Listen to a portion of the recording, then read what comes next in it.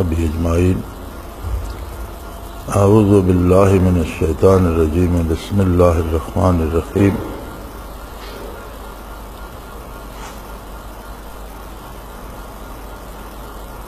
یہ ایک سوال ہے، وما خلقت الجن والانس الا لیعبدون لم یطمثہن انس قبلہم ولا جان لأملأن جہنم من الجنۃ والناس اجمعین۔ مندرجہ بالا تینوں آیات میں عبادت، جنت اور دوزخ کے لیے جنوں اور انسانوں کا برابر تذکرہ فرمایا گیا۔ یہ برابری کیسے ممکن ہے؟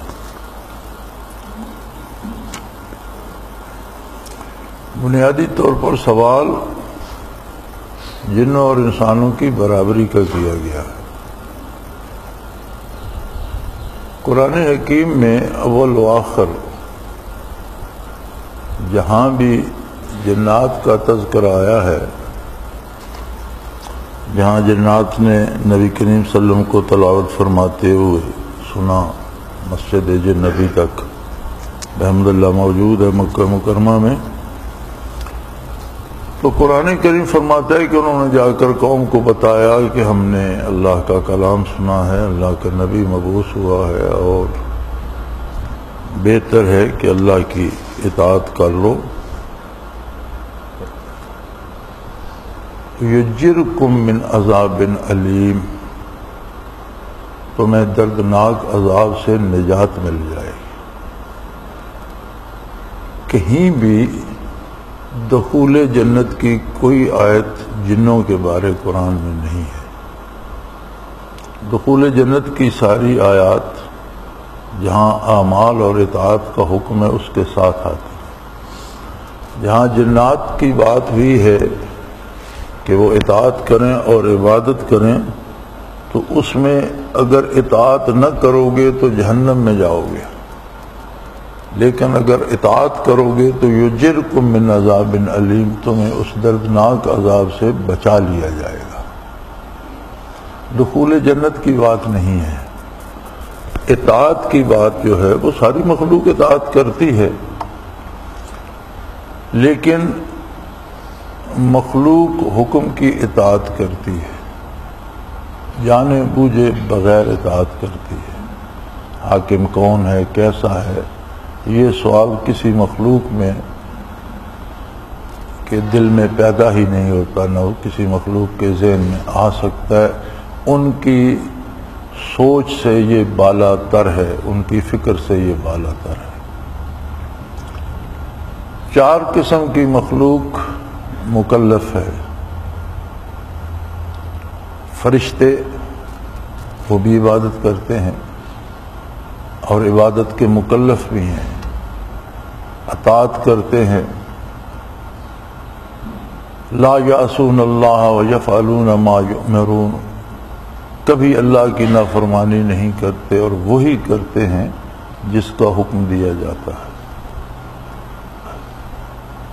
فرشتوں کے مقابلے میں ہیں شیاطین، اگرچہ شیاطین جنوں میں سے ہیں۔ ابلیس کے بارے ارشاد ہے کان من الجن ففسق عن امر ربہ، جنوں میں سے ہیں، لیکن شیطان اور ابلیس کی نسل سے جو ہیں انہیں توفیق اطاعت ہوتی نہیں، اور ان میں بہت کم خوش نصیب ہیں۔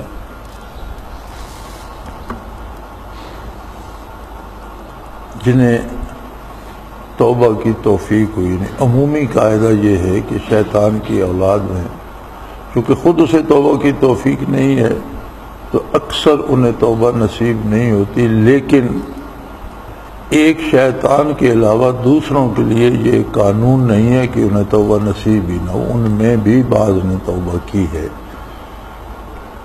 جیسے ایک جن کا واقعہ حضور اکرم صلی اللہ علیہ وسلم کی خدمت کی حاضری کا بیان فرمایا گیا ہے، مختلف کتب سیر میں ملتا ہے کہ ایک ضعیف العمر جن حضور کی خدمت عالی میں حاضر ہوا، اور اس نے پہلے انبیاء کا اور موسیٰ علیہ السلام کا تو خاص طور پر اس میں نام بھی لیا گیا ہے،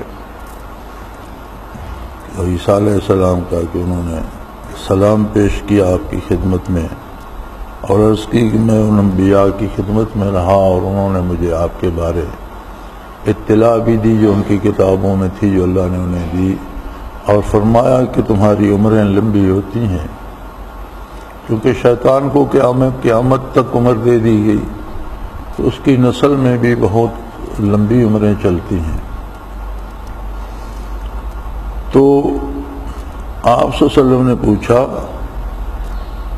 کہ تمہاری اتنی لمبی عمر ہے؟ تو اس نے عرض کی یا رسول اللہ میں تو جب قابیل نے حابیل کو قتل کیا تھا اس وقت بچہ سا تھا، اور مجھے اس کا نام یاد نہیں آ رہا، اگلے دن بھی یہ روایت میری نظروں سے گزری، میں حیات الحیوان دیکھ رہا تھا تو اس میں علامہ ضمیری نے بھی یہ حدیث نقل کی، اس نے اپنا نام بتایا اور بتایا میرے باپ کا نام حام ہے، اس کے باپ کا نام ہیم ہے، اس کے باپ کا نام لاکیس ہے، اور وہ ابلیس کا بیٹا تھا۔ تو آپ صلی اللہ علیہ وسلم نے فرمایا تم ابلیس کی چوتھی پشت سے ہو۔ عرض کی یا رسول اللہ بالکل درست ہے، اور میں جب قابیل نے حابیل کو قتل کیا تھا آدم علیہ السلام کے بیٹے نے، اس وقت میں بچہ سا تھا۔